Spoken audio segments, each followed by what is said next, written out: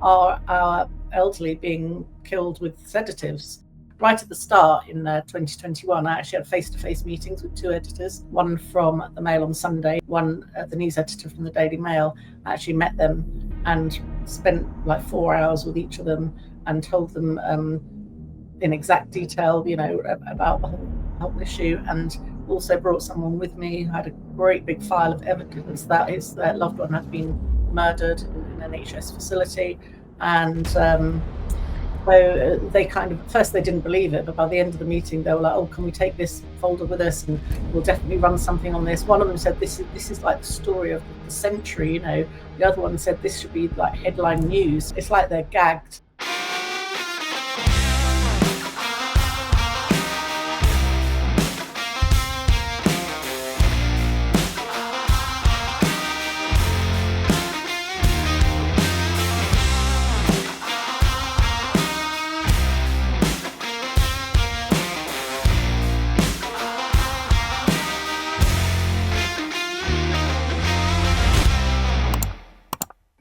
Hello, it's Mark Attwood from the Mark Attwood Show, Adventures in a Cosmic Suit, back at my desk for the first time in 3 months. Feels very strange being here. And there's a dartboard on the floor. I don't even remember putting that there. Anyway, there are 4 very rare things in the world: hen's teeth, rocking horse shit, politicians with a conscience, and journalists that are interested in the truth.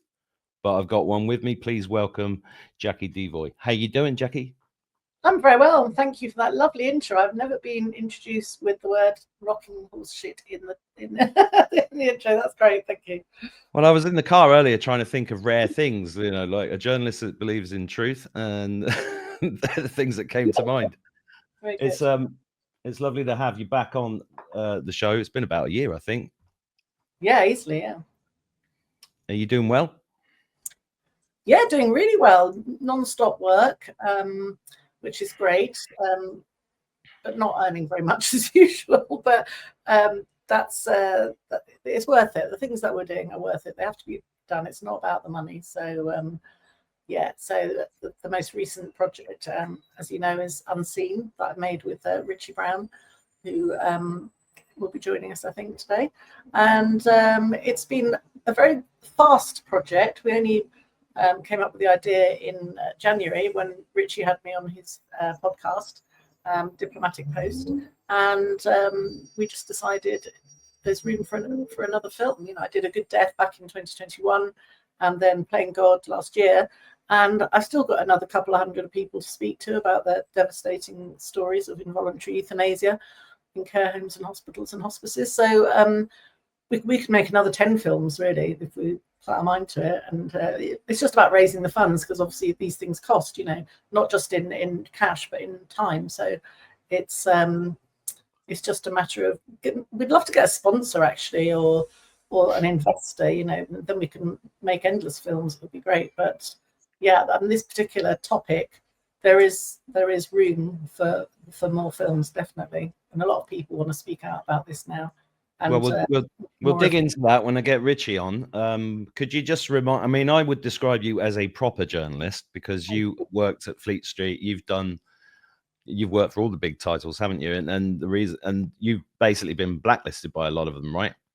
Well, I feel I have been, but sometimes they answer me, sometimes they don't. But they never respond now to anything about involuntary euthanasia. I started pitching that story to them back in March 2021, and they weren't interested. And every so often now I still say, oh, here's a story about a woman who had a fight in Aldi. They go, oh yeah, lovely, we'll have that. And then I'll go, is it time to run the involuntary euthanasia story yet? And then it's just complete silence. So they don't even respond to that anymore. They just completely ignore me. But then 5 minutes later I can email them about some other story, and they'll say, oh yeah, that's good, we'll run that. So I still do a bit of work for them. I still use them how I can. Sometimes I feel a bit bad working for the mainstream, because I don't have very many good things to say about them.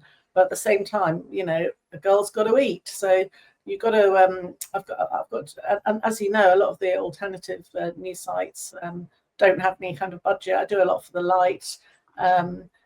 newspaper, and Darren, the editor, does pay me a little bit here and there, but it's not the same sort of rate that you would get with the Telegraph or something, you know. And the other thing I've done is taken up a bit of travel journalism, so just to balance it out a bit, because all the stuff that I've been dealing with over the last 5 years has been very dark and depressing, really, and tragic and sad, and so I just needed to do something a little bit light alongside that. So I've been just doing a bit of travel journalism, which means I get press trips to certain places, so I don't need to have holidays anymore. Not that I could ever afford them anyway, but so yeah, I've been doing that, and I had a travel story in the Independent last weekend, and so they don't seem to mind using me for that kind of thing. So I wouldn't say I'm blacklisted as such, but I am blacklisted when it comes to that particular subject. Absolutely, definitely. Have you worked out where they're at in that respect? Do you think they've had instructions from above to just ignore stuff like that, or is it a personal thing for them?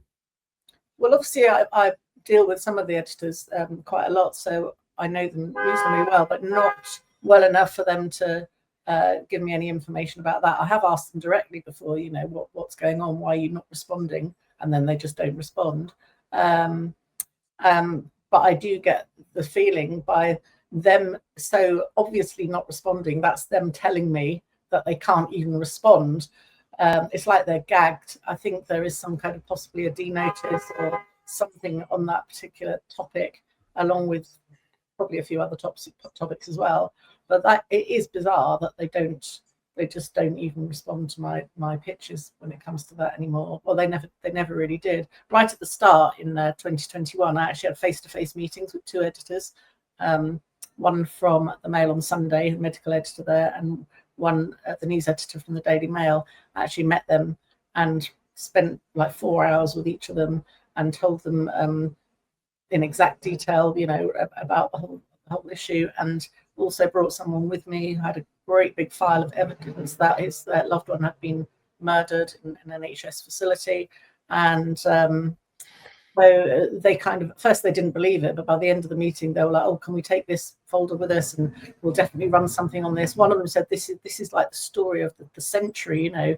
The other one said this should be like headline news. So I was thinking, so 4 years ago I was feeling quite positive about it and thinking, oh, they're going to run it, this is brilliant, you know, because this is what we need. This was right at the start when I was hopeful, thinking that they would, especially if I presented them with all the evidence. But then they just kind of drifted off and started making excuses, and one said, oh, there's not really enough evidence to run a story. And this is a guy who'd written 2 stories along those lines already. He did the 2 in the Daily Mail newspaper about, you know, actually asking, are our elderly being killed with sedatives in care homes, you know. So he actually asked that question in one of his articles, but there was no evidence of that being the case. It was just him wondering about it.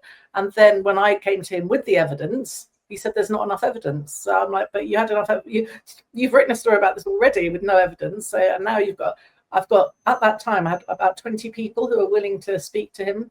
And I said, they're willing to have their photos in the paper, they're willing to be interviewed by you. He said, okay, I'll speak to a few of them. So he spoke to, I think, 4 of them and came back to me and said, no, the stories just aren't strong enough, really. So that's how it kind of went. The other guy from the Daily Mail, he just said, oh, I've passed it on to someone else in the office, they'll call you. And then he didn't, you know how it is. Then they're on holiday, then they're on maternity leave, and then they're like, oh no, it's not really for us, but thanks for sending it. And you've just wasted like several months.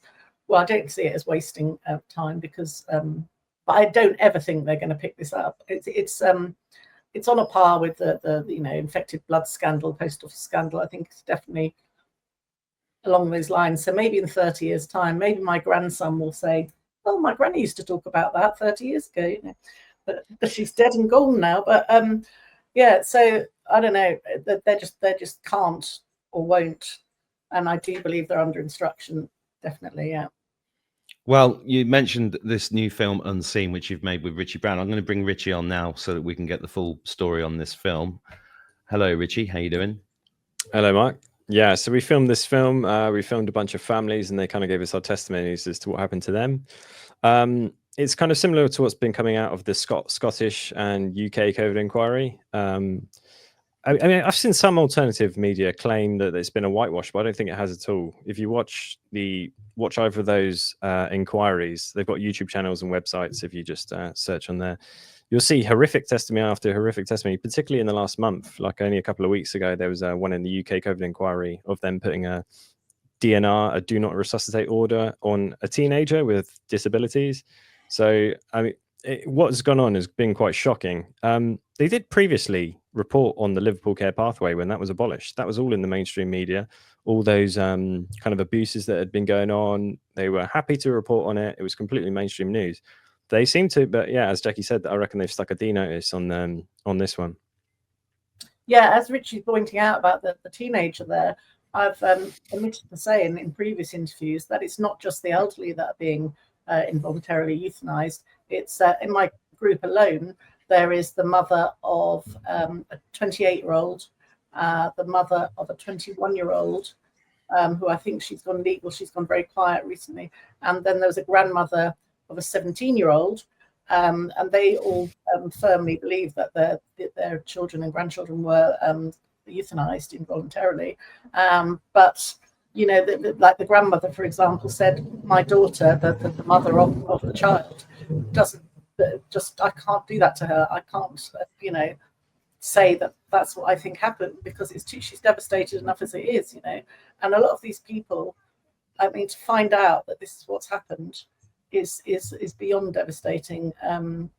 It's absolutely crushing. But most of these people have got terrible anxiety, terrible depression, insomnia. They can't sleep, they can't eat, they're up all night.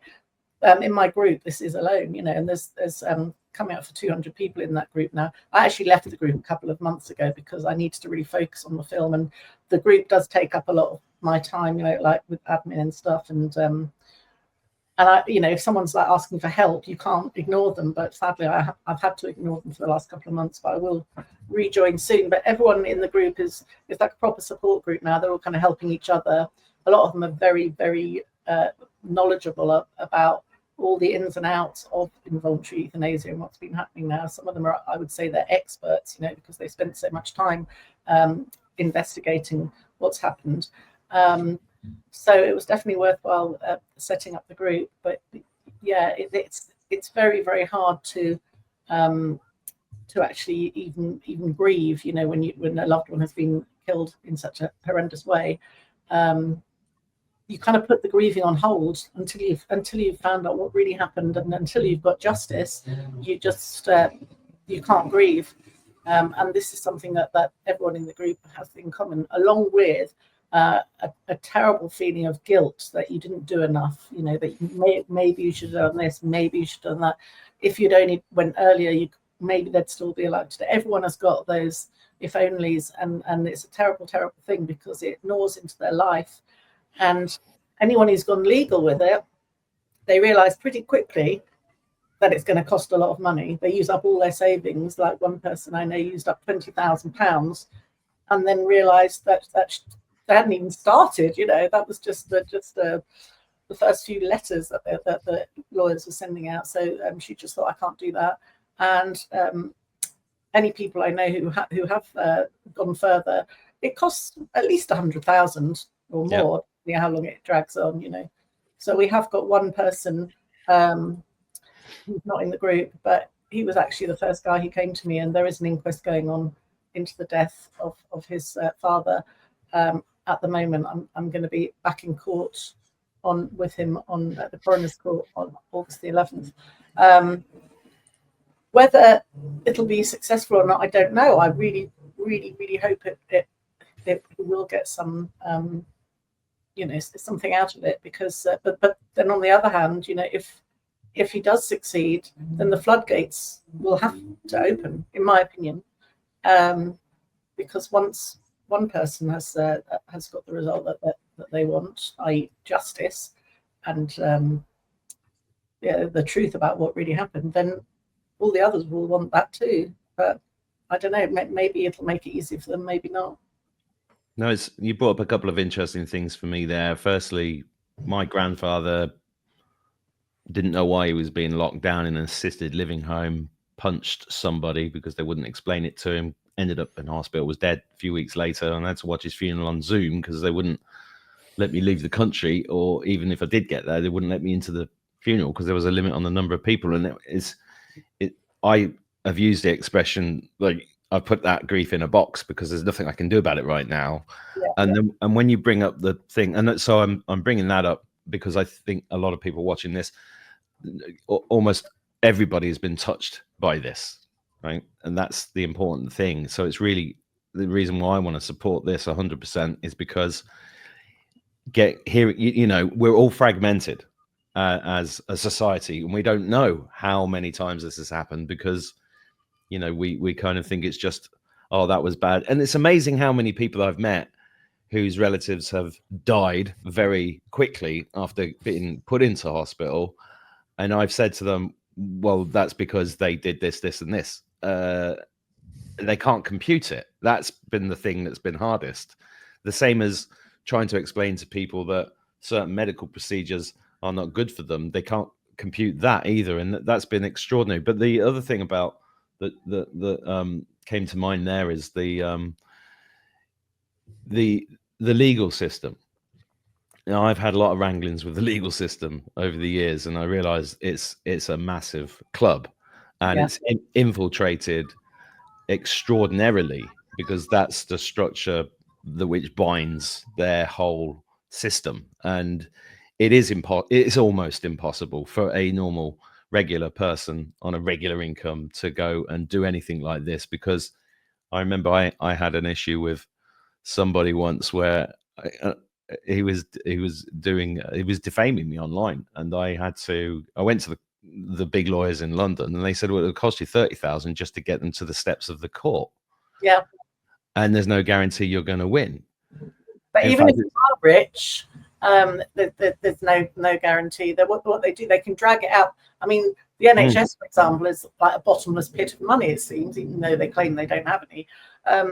When it comes to legal disputes, they seem to have an endless amount, and they can drag this on for years, until the person has either run out of money or until they become so sick and tired and ill that they can't continue, or they might just get to a point where they think, oh, I'm just going to stop now, it's going on too long, or they die. Ideally, that's what they'd like. The person dies from exhaustion. Attrition. Yeah, exactly. It is all attrition.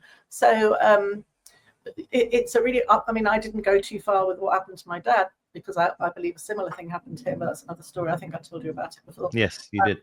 And I kind of started and just thought, no, I can't focus on that now. I need to focus on all the other people that I've kind of rounded up and to tell their stories. Otherwise it would take up all of my time, because it can be a 24-hour-a-day thing once you do embark on that route. Well, I just want to say to the viewers at this juncture, it's extremely important to support work like this. And I'll just show everybody where the film currently is, which is on YouTube. It's called Unseen, and it's on Richie's channel there, which is known as the Richie Brown Show, or just Richie Brown Show. And the one, yeah. Can you explain to everybody how you're releasing this, how you're putting this out, and how people can support it? Yeah, absolutely. So we've released it because we feel the public should just be able to see it without paying a penny. So we're kind of going to leave it up. We've got a premiere next week down in Swansea, so we're going to premiere at a cinema there. So we're going to leave it up for free until after that. We have been approached for a possible kind of lump sum payment for the film, in which case it will probably just be online for free. Everyone can access it. But if we don't get that for whatever reason, then we'll probably move to like a pay per view, or a kind of Patreon thing where you can pay like £3 and watch it. Yeah, I don't know. Is there a system there on Patreon where you can actually download the film and own it like they do on Amazon Prime and stuff like that? Or would it just be pay per view? I'm not sure. Yeah, I'm not sure. I'll have to look into how Patreon operates. But yeah. I got banned from Patreon in 2021. It was really bizarre. Me too. Did you? When I got banned on Twitter in August 21, I thought, I don't care, I've got Patreon, I'll just like focus more on that. And I went there and I'd been banned from there as well. Like they were linked. This is the problem. And they get back to me. I never knew why. I kind of guessed, but that's the problem with all the platforms. All of them are part of it. You know, there's been interesting with X recently. I'm still being suppressed there, but you know, they're constantly at it. Well, Because our film is definitely being suppressed because I've got 64,000 followers on X now, and I put a post up about the film, and I get like 2,000 views maximum, 3,000, something like that. I put up a post yesterday about clothes rails and how the internet is reading your mind, and that got, I think last time I looked, like 60 or 70,000 views or something, and other views, like just random stuff. I've had millions of views, and things that I don't think are going to get a lot of views, just little quirky things. I wrote one post a couple of years ago about how I was looking out the window. I thought, I'm sure the sun used to be yellow. Now it's every day it's white. I wrote about that, just a little post, and I think it had about 7 million views, and it ended up in the New York Post and the Washington Times, and some nutter on X thinks the sun used to be yellow, and it's like, well, you're clearly, no offense, Richie, a millennial, because you obviously don't remember back in the old days when it was yellow and we used to color it in yellow with crayons, But it was interesting because people were divided on it. I think that's what gets the views. If you get half people going, no, it wasn't, and the other one, the half going, yes, it was. That seems to get a lot of views when you get a debate going. But I do think there is some kind of censorship on our film at the moment, because it's just not. It's called Unseen, and it is not being seen by. Definitely not by my 64,000. I mean, people write to me on Messenger or on email and say, where have you gone? You've not been on X for ages. And I'm like, must be X's most prolific poster. I post 20, 30 posts a day on a bad day. So it is definitely being suppressed in some way. So are you finding that as well? Because you have a lot of followers. Yeah. I've been stuck on the same number of followers for about a month, and then it just pops up a little bit. And I did a post the other day and I posted one of my poems called YouTube and about censorship, because they took down one of my videos for medical misinformation again. Yeah. And that only got like 900 views, which is really weird. I first found you, I think. I saw a YouTube video of one of your poems. God, it must have been 4 years ago. Yeah, well, most of my poems can't go on YouTube anyway, but yeah, I created my YouTube account only in the last year, and I for a while I've steered clear of touchy subjects, and then recently I've been releasing stuff, and then obviously this film, but I don't have a huge subscriber count at the moment. And X as well, I've been on there twice before. First account you build up a little bit, and then in a wave they just ban your account, and the second one got banned as well. And after that, I have an X account now, but I rarely use it because I understand that it's run by military strategists with algorithms. You're not winning against that. No. I mean, they're taking me down on almost every platform. I just keep getting back up because I just want to be a cockroach. And so many people are still on these platforms. You can't pull them to get them to do something off these platforms is extremely difficult. So you have to keep using the enemy's weapons against them and never give up. I really enjoy James Corbett's work, and he recently come back onto YouTube after being banned, and he did another video about how some people are just on there for entertainment, and YouTube seems to be that kind of platform, because he was saying to a lot of the people that were saying to him, oh, where you been? You've been gone for like 5 years. He was like, my website's been there the entire time, and I've been saying the same things for the last 5 years. I've done like 500 videos, but people just, I don't know, maybe 90% of people just want to turn on YouTube and see what they see. So, well, I think most people now, especially younger people, they just do this sort of speed scrolling through TikTok videos. And I was sitting next to my son recently. He's 25, and we were going somewhere on a plane, and he's sitting there scrolling. I'm like, oh, what are you looking at? And he's like, nothing. And I'm like, what are you looking at? Show me. And he's like, just videos. And it's just like, and he's like watching each one for 3 seconds, and then going on to the next. Well, this is one of the biggest problems. I've got 5 children who are all teenagers, and if I send them this film, I know exactly what they're going to say. Oh, it's too long. Yeah. So have you done a short version for TikTok? Just show them the trailer, and then maybe they'll get a bit interested. No, the trailer's on. Where is the trailer? We've got the trailer on Odyssey. I couldn't find it on you. Is it on YouTube as well, Richie? It's on YouTube as well. There's 2 versions of the trailer, slightly updated one on YouTube. But they're both pretty similar, yeah. I think I should play that trailer. Let me just see if I can find it. Yeah, it's on YouTube. Yeah. Where is it? Where is it? Where is it? It must be on your channel, yeah? Yeah, I'm looking on there now. Because I couldn't find it when I looked the other day, and I ended up sending someone. I'll share screen, and then Richie can direct me. So yeah, I think it's just the second one, the 4-minute one there. That one. The one to the left. Oh, that one. Okay. So should we play it? Yeah. Yeah.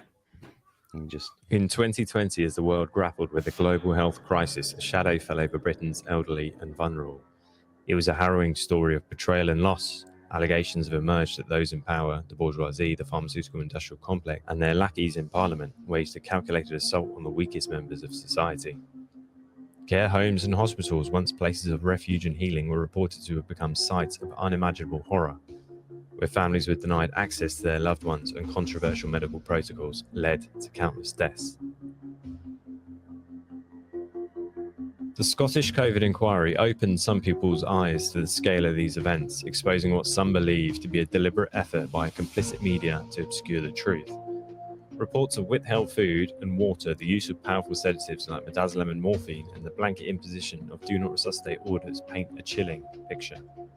Because that's here, I said, just give my mom palliative care medicines. I'm getting used to charge with my defend house to my mom. But we won't know that. We won't know to do anything. These murders didn't take place in isolation, but in context of a giant population pyramid with an aging population. Rising pension liabilities, economic pressures, and a colossal national debt with a rotten economic mode of production incapable of solving these issues without a mass culling or a mass rearmament or war. One question remains. If the government claimed to prioritise protecting the elderly in 2020, why and how were protocols like NG163 and NG191, alleged to have hastened thousands of deaths, implemented? And now, with the passing of the assisted dying bill, has the narrative shifted from safeguarding our elderly and disabled loved ones to deeming them a burden? Britain in 2025 shows the decadence and wanton disregard for human life characteristic of a neo-fascist character. This is Unseen, the truth behind the death protocols. In this documentary, investigative journalist Jackie Devoy and me, filmmaker Richie Brown, follow the stories of 8 families devastated by these state-sanctioned protocols where politicians, doctors and nurses were empowered to decide who should live and who should die. Despite the Scottish COVID inquiry receiving scant attention, even from alternative media, the testimonies we heard compelled us to shine a light on a very dark chapter in Britain's history, a chapter marked by moral decay and a chilling disregard for human life. Join us as we uncover the truth behind these protocols and confront the uncomfortable questions they raise about our society. The shielding of vulnerable people and the elderly, who are the most affected by this virus, that is in our plan. I feel my mother was murdered, basically, and I think that's why it's very difficult for me to get over it. And she got morphine and midazolam. It's the first, even asking the question, first time I'd known about the use of midazolam. And that's when I realised I'd actually let it happen on my watch. And I'd gone in to stop it and still never stopped it. I think the midazolam and morphine was a massive factor because I feel like even with the ventilator. So do you know if she'd been put on an end-of-life pathway? Yes, yeah, they had. They put her on that. They said she was 76, she's coming to the end of her life. And my mum was nothing like it. She had nothing wrong with her at all. She was as fit as me.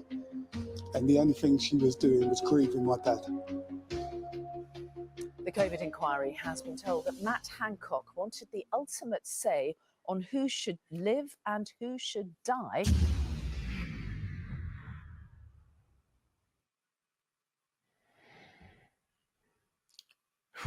Yeah, it's quite emotional watching that.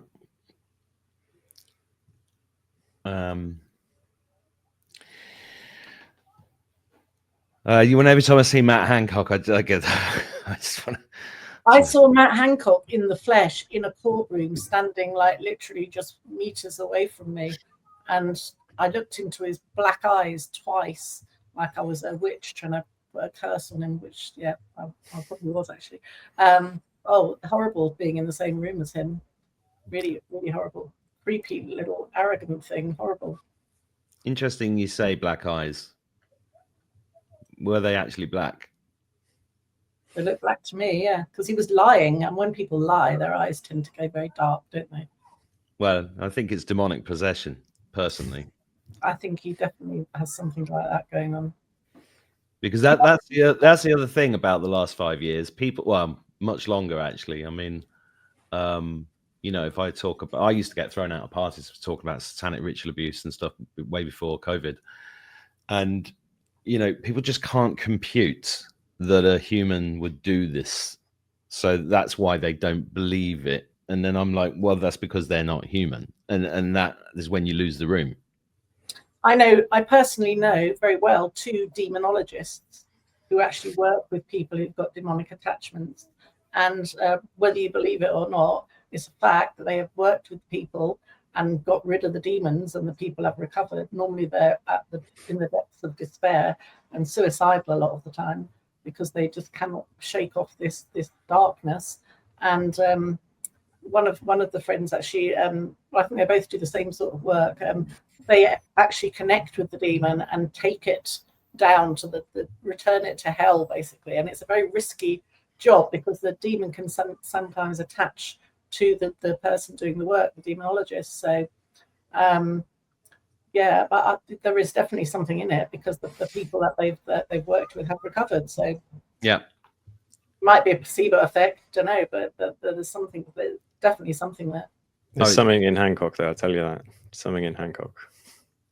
Yeah, I know it's a very real thing. And if you've never heard of Jerry Marzinski, look him up, because he's a psychotherapist in America that was working with schizophrenics in the high security prisons, the kind of people that chopped up their girlfriends. And he realized that his whole, and this I think is key to a lot of it, his whole profession refused to acknowledge the most obvious thing with schizophrenics, and that is that they're having a conversation with somebody that's invisible. Yeah. And when he brought this up to his superiors, they said, no, don't go there, because that reinforces their hallucinations. And then he was like, well, this doesn't make any sense, because this is the one thing they all have in common, and they're having similar conversations.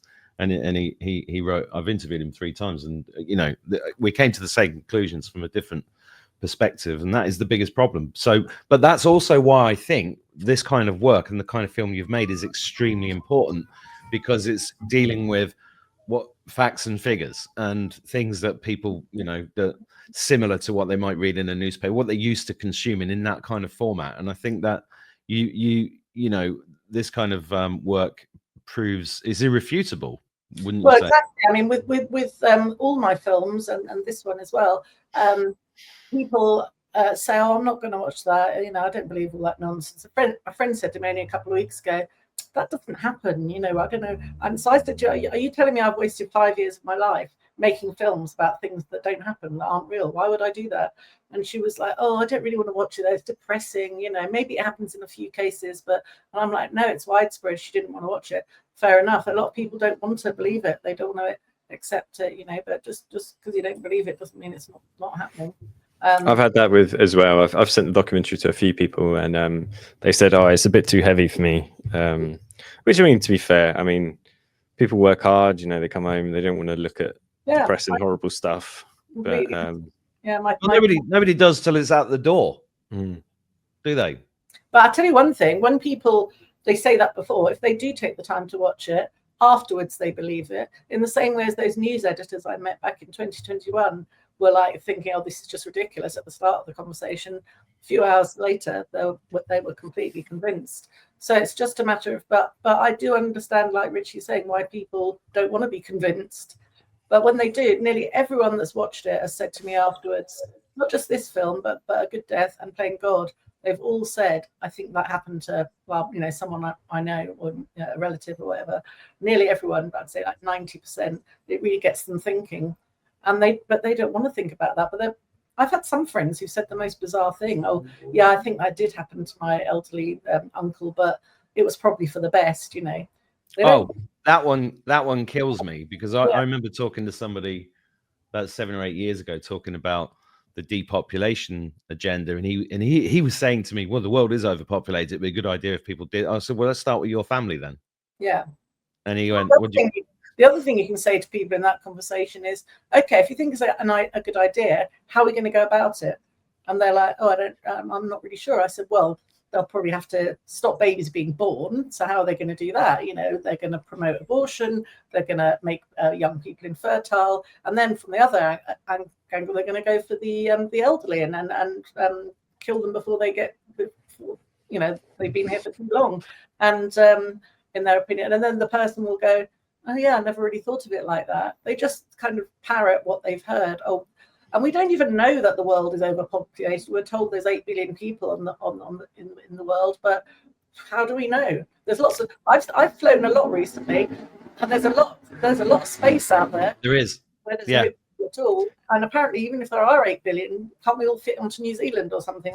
Yeah, it's pure rubbish. Julian Simon did he did a book, Ultimate Resource 2, and he entered USAID, you know, that US government organization that just got shut down, and they were all about depopulation. They were all in like third world countries, promoting abortion, all this kind of stuff. And he ended up studying in depth population, and he came to the conclusion that the more people you have, the wealthier the society is, because the production centers kind of get centralized, and work per person becomes more productive because there's more people. So it's a really way people have a concept of population as if resources are stocks in a cupboard, rather than like the creative human mind being able to take anything and turn it into a resource. You know, we're not like beavers that just chop down trees and suddenly there's going to be no trees.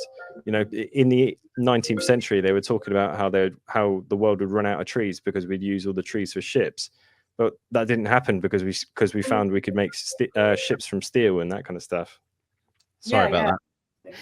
And I've noticed recently Elon Musk promoting big families and saying there should be more people on the earth. So I don't know if he's changed his tune or if he's always felt like that. Maybe it's since he's had his 13th child he's felt like that. I don't know. But the depopulation agenda is very real. Like, you got the Kissinger report, the National Security Memorandum 200. That they basically came to the conclusion that if growing populations in like third world countries, they'd overthrow their US puppets and install leaders that would run their country in their interest. So I mean, that's like the late 1970s. So it's definitely real. Definitely real. Oh, you know, the eugenist movement, the Planned Parenthood was set up by I can't remember the name of the woman, but she was Margaret Sanger, isn't it? Yeah. Horrific stuff she came out with, and Bill Gates' dad was part of that. And Bill Gates has been a blatant eugenicist. Prince Philip was a blatant eugenicist. David Attenborough is a blatant eugenicist. And you know, and Stanley Johnson as well. They've all been outspoken about eugenics. Yeah, and you know, even the word eugenics is very clever, because you say that to people, they don't know what it is. Right. But you know, like, what's that then? Well, it's been going on our whole lives, and you know, the book that I'm about to do about the doctors, I'm talking about the Flexner report all the time, because people don't know about that, and that how medicine changed and how it's just made everybody ill and sick, and this has been like a big ramp up. But it's like, the thing is with numbers, like 8 billion people. You know, I whenever I post about population, I say, if you believe there are 8 billion people, because I just drove across Spain last week and it was empty. Yeah. But, you know, as an example, I've flown across America, it's empty. I've driven around America, it's empty. Recently, I've been to Morocco. That was pretty empty, apart from in Marrakesh, where it's quite busy. I've been to Montenegro, pretty empty, and France. France is really empty. There's hardly anyone there at all. Yeah. Absolutely. But it's the thing is with the numbers, it's like you get past a certain number, people can't compute it or they don't believe it. Yeah. So one of the other numbers I've been going on about for 5 years is the fact that 22,000 children have gone missing every single day since the Second World War. And even journalists have said to me that I don't believe that figure. So I point them and I say, well, they have to hide all this stuff in plain sight. So I'll point them to this article from the Mirror, for example, the Irish Mirror, from, I think, 2014, International Missing Children's Day. 8 million kids disappear around the world every year. Now, if you divide 8 million by 365, you get to 21,790 or something. Yeah. Every single day. but they can't compute it, and they just don't believe it because it's. And then they say, well, most of those cases get solved. That's every day. Yeah. That's 1,000 an hour. That's incredibly high, and that's official stats. And it's the same with this. All the stats can constantly be fudged and move around, and I've seen it myself. When you mentioned earlier, when we were talking about the platforms being, I call it, it's not controlled demolition. It's before that. It's ring fencing. What's the word? Limited hangouts, right? Yeah. So a limited hangout is the key concept behind how they have controlled humanity. And YouTube is a limited hangout. Catholicism is a limited hangout. Voting one way or the other is a limited hangout.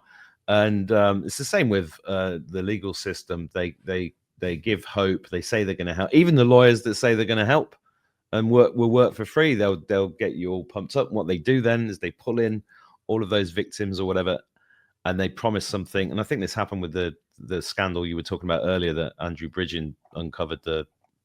What was that one? The post office one. They give hope, and then they just wear it down. And I've seen them do it. And then they do a controlled demolition. By that point, everybody's totally demoralized or dead, as you said, and it's just brushed on. But what comes to mind is an episode of Yes, Prime Minister from about 40 years ago. Do you remember the episode where he had this brilliant idea of getting everybody to jump off the cliffs? Yes. To get rid of the. I mean, we're laughing about it, but we're living it. We are living it, and they're actually now they are pushing people off the cliffs. There's no cliffs; they're just bumping them off at every opportunity because, like I said, it wasn't just the elderly; it was all kinds of vulnerable people, from children with autism through to people with mental health issues. It wasn't. I was told that by a consultant back in 2020 that they were putting DNRs on all these people in preparation. And the other thing that is connected to this, which is another horribly deep rabbit hole, is obviously organ harvesting. So yes. a lot of obviously probably not the very elderly, because they might not have organs in great shape, but when it's younger people, and this particular consultant told me about a time where a young guy had I think he'd taken his own life, and he was brought into hospital, and they were talking about very quickly, those are like, she said that there were like vultures around his bed, all these people saying, right, okay, what can we take? She was actually a heart specialist, and she did a pretend examination of him, and she just said, no, none of the organs are any good, because she said they would have pounced, and they had him on, obviously on some kind of ventilator or something. And she just said, no, the organs, they're not worth taking, because that's all she could do at the time. And so she said they looked really angry. That's what she said, because they're already there to take his organs. I think she said he was 27. Well, I actually posted about this the other day because it happened to me. Exactly what you just described happened to me when my dad had a brain hemorrhage. And the post was really about the fact that RFK has started to highlight this in the States, which I think is an extremely positive thing, whatever you think about what's going on there. And I posted this video, which is, because they told me that your father, unfortunately, has had too many drugs and his organs are not going to be. But at the time, I was brainwashed, and I was like, oh, that's really sad. And then I talk about the fact that Monty Python told us in 1980 in Meaning of Life, when they'd knock at the door and say, "Got an organ card? Great," and they'd just go and get it off you. That's horrific, that sketch, actually. It's so gory and awful. Well, it dawned on me a few years ago as a former comedy writer and comedian that the whole of the comedy output, as well as everything else, has been Tavistock controlled the whole time. And they have to tell us. That's why I showed that Mirror article. They have to tell us what they're going to do. They have to tell us what they've done. And if we don't stand up and do something about it, they just take that as consent and they carry on, because that's a universal law of karma. Yeah. Which the abortion thing is similar with legalizing up till birth, because you get something like $4,000 for the amount of skin from like a baby at that age, and they prefer babies over 26 weeks and stuff like that. And like I mentioned to you earlier, Richie, in Australia, about the payments they're making to young women who they're paying them to abort their babies, basically $4,000 a time. And my immediate feeling is that a lot of young desperate women might get pregnant and have abortions just to get the cash. 100%. Terrible state of affairs, unbelievably evil. And of course, like Richie just said, extending it, up to birth, 9 months gestation is just, it kind of smacks a bit of that whole one-child policy in China, where they were bullying women into only having one child, and if they were pregnant with a second, bullying them into, and some of the women were actually signing the agreement saying, okay, I'll agree to an abortion while they were in labor. And as the baby was emerging, the person there who was doing the persuading, or the doctor or whoever it was, would inject the baby's fontanelle with formaldehyde, and it would be born dying. That's a weird way of saying it, but yeah.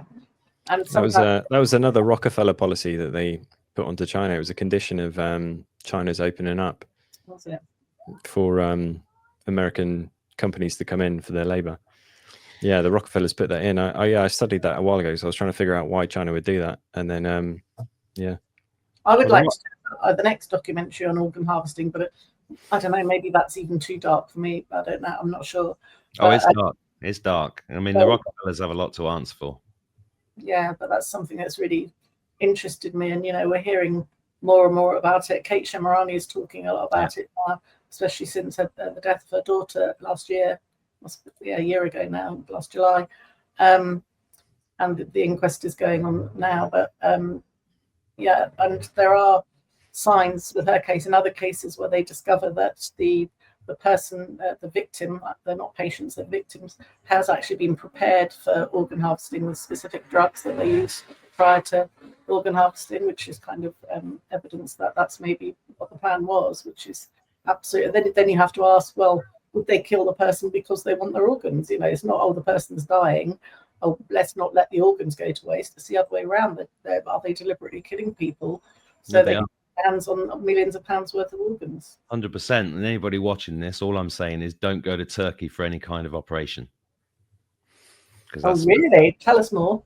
That's where it's happening a lot. It's, and there was a story 6-7 months ago about a couple in their 20s that went there, and the wife basically gone. Yes, I read that. Yeah, but that's connected to it's a massive scam in Turkey. You go there for, I can't remember what the operation is. It might be liposuction or something like that, but it's the same. They do that. They say there's a complication.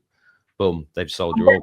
Went missing for 3 days while she was in the hospital. The husband couldn't find her, and then the next thing they said, oh, sorry, she's dead. She'd gone in for a minor. No, didn't she go in because she was just feeling unwell? She wasn't. Yeah, I think that was the case, and but amidst all this doom and gloom and doing the work that you've done, have you come up with anything? Are there any positives coming out of this particular film? Yeah, I think what's really good is that people are waking up to it, and I can see the difference. 4 years ago, the man in the street, if I talked to him about this sort of thing, he would just like back away, like thinking, oh my God, I'm talking to a lunatic. But these days, the reaction is more like, oh yeah, I've heard about that. Yeah, God, wouldn't catch me going to hospital. And I think that happened to my granny. That's the difference. So people are waking up to it. People are much more wary about going into hospital. So many people say, I wouldn't go into hospital unless I've got a broken bone or something that needs fixing, yeah, I can see that people are waking up to it, and people aren't as surprised. They're shocked, but they're not surprised. And most people are more into looking at the evidence now, whereas before, like we said, a lot of people would run screaming because it's just too horrible. And especially young people, like we were talking about earlier about the concentration span of young people, but also, like, I've got 4 adult kids, but they're young adults. They say to me, I just want to live my life. I don't want to be watching depressing videos about people being killed in hospital. It just frightens me, and I want to do nice things, and I completely understand that. And I have toned things down a lot talking to my kids about the sort of work I do. They kind of say, Mum, we're proud of you, but we don't want to watch your film, okay? I understand, that's fine, There's a huge section of people when I was discussing it with, I kind of preempt it by saying you're probably gonna have a They Live moment. That film in the 1980s where you mean that documentary? Yeah. Yeah. Yeah, and he goes, put the glasses on, and he ends up having to fight him to put That's the, actually brilliant. physically Yeah. fight him to put the glasses on. So I say, look, you might find it a bit strange, a bit conspiracy theory or whatever, but everything in there, everything I say, I can back up with a book or a reference or this kind of thing. But yeah, I just preempt it because a lot of people, you know, they kind of have that mentality that they just want to do nice things, and but the thing is, I think that you need to understand is that you are going to grow old at some point, and you are going to be probably vulnerable at some point. You're going to rely on someone else, and if we're relying on people that have been trained, oh yeah, he's 76, that's really old. Just give him some midazolam and morphine, and we'll be done with it. You know what I mean? I think I'm sure that the paramedics that killed my dad thought they were doing a good thing. I'm sure they believed that he was old and dying. He wasn't either of those things, but they'd been told that he had cancer and that he was dying and that he was having some palliative care. None of that was true. The GP made a terrible mistake, but they thought that was good enough reason to kill him. But at the same time, they thought it was like a mercy killing, you know, putting the old man out of his misery. He wasn't in any misery. He was recovering from a stroke, but he didn't have any illnesses.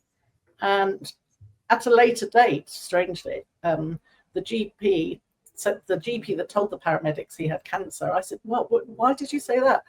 He said, oh, well, there were some kind of markers for cancer when we did that last blood test. And I was like, well, you didn't tell anyone if that's the case. But he wasn't diagnosed with cancer. But they put on his death certificate cancer of the small intestine, carcinoma of the small intestine. And I'm like, you've got to take that off. He didn't have that. He was never diagnosed with that. But I had so much hassle from all the Irish relatives that were coming over for the funeral that they just said, and I said the funeral is going to have to be delayed because I need to change the death certificate. And they kicked off, and I just thought, oh, do you know what? I can't be doing with this. Well, what is the point? So I just left it. But so my dad's death certificate is wrong. So yeah, it's just I can't remember the point I was making there, but the whole thing, I think it happens more than people know.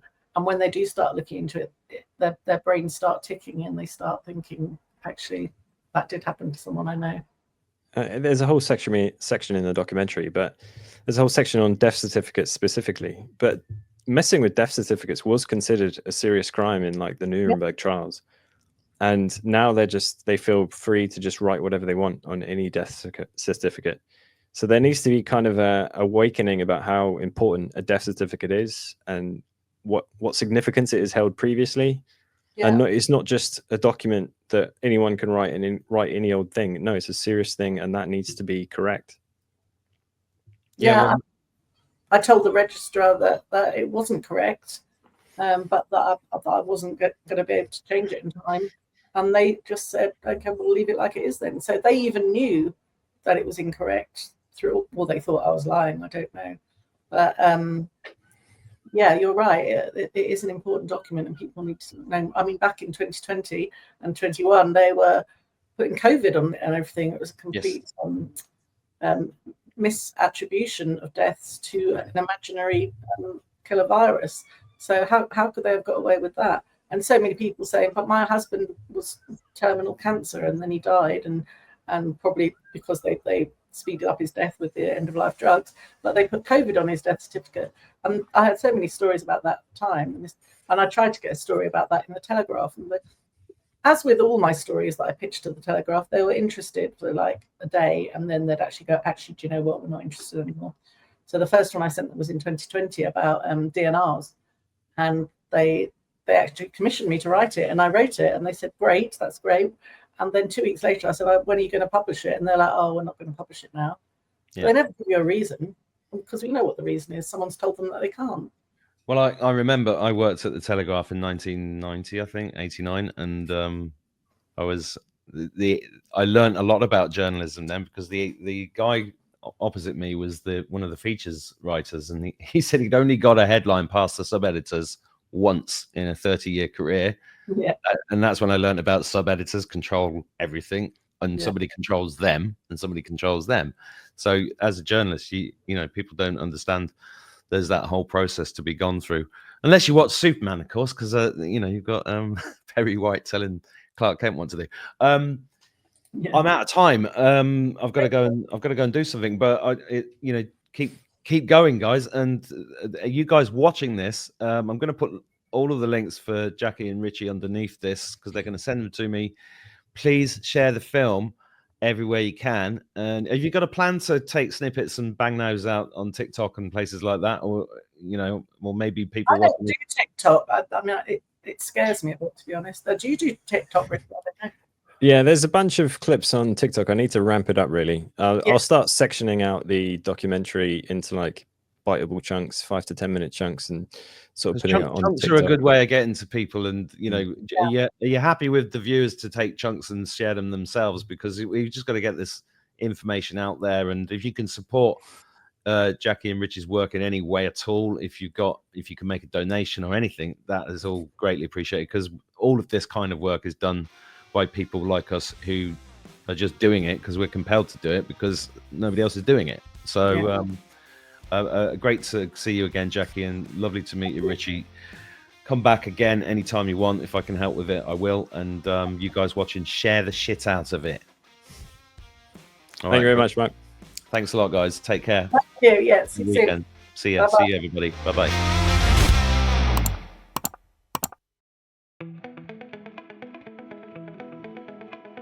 Are you looking for amazing retreats in Ireland? Let us help you become the best version of you in a matter of days.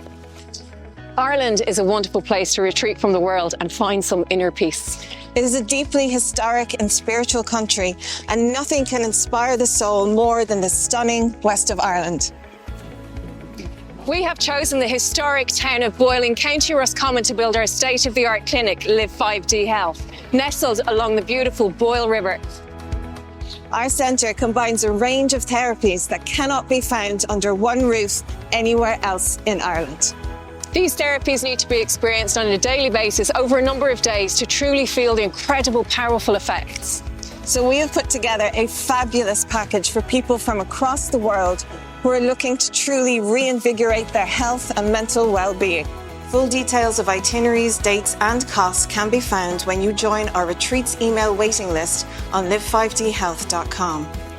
Our total wellness retreats use the stunning Frybrook House, only a 2-minute walk across the bridge from our centre, as your base for a range of daily therapies in our EMF protected and energetically harmonious centre.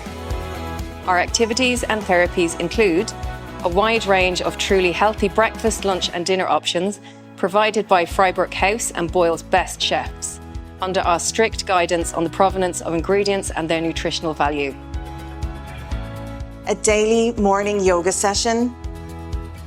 Red light therapy in the most advanced red light bed in Ireland to activate the mitochondria in your cells, help weight loss, reverse aging, stimulate collagen and relax every cell. Pulsed electromagnetic field therapy to harmonize your electromagnetic field, strengthen your cell walls, and stimulate circulation and healing. Hyperbaric oxygen therapy or exercise with oxygen therapy to detoxify and feed your cells with this essential healing nutrient on a level you've never experienced before. A session in our luxury sauna overlooking the Boyle River. The world's cleanest water steam room. Our water is vigorously cleaned and harmonized with nature.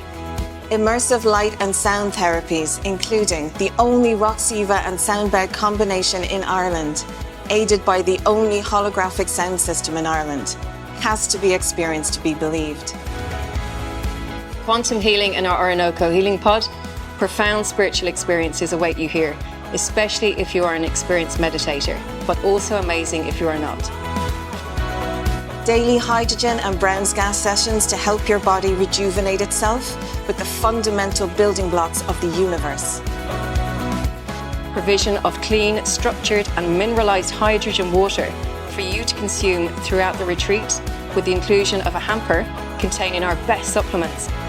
A final night dinner with our founders, Mark Attwood and Gary Keeley, and the Live 5D team at a stunning Irish castle. These treatments are all well-established foundations, especially if you are chronically ill or just want to enhance your being and give your body and soul the best treat you could possibly give it. There is a lot of information on our website, about all of them, so we do encourage you to look around and do your own research on the benefits before applying to come on a retreat with us. They are also cumulative. That is, if you experience them over multiple days, the effects are enhanced. Of course, we're not only offering these incredible therapies on our retreats. We want you to have a fully immersive Irish experience as we are nestled in and amongst some of the most incredible sacred sites and landscapes on Earth. Many know of Ireland's mystical past, being connected to Egypt, Atlantis and Lemuria. And our centre is only a few minutes from the wild Atlantic coast. Queen Maev's tomb,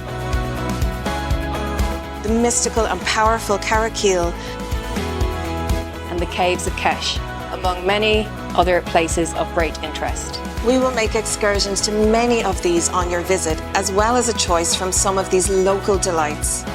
A seaweed bath in the coastal town of Inishgrone. Built in 1912, these traditional seaweed baths are famous for their high concentration of iodine, which relieves all sorts of ailments from arthritis to rheumatism. A seaside sauna and sea swim at Ross's Point.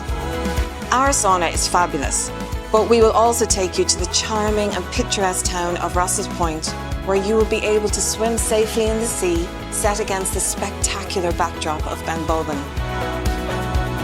A stunning canoe trip along the rivers of County Sligo. Very gentle exercise where you will see how the rivers of Ireland can be like the rivers of Africa, with the almost guaranteed inclusion of kingfishers. A flight in a light aircraft across the township of Boyle, where you will experience the local lakes and mountains from a unique perspective. A boat tour of Lough Key, our local lake which features multiple islands, a castle in the lake frequented by W.B. Yeats, an alleged interdimensional portal, and many tales of UFO sightings. Trips to the local organic markets and farms, a traditional Irish music evening in a thatched pub, a lunch boat tour on the mighty River Shannon. Our retreats run throughout the seasons of the year and are strictly limited in numbers. So please fill out the form on live5dhealth.com today and get on the waiting list.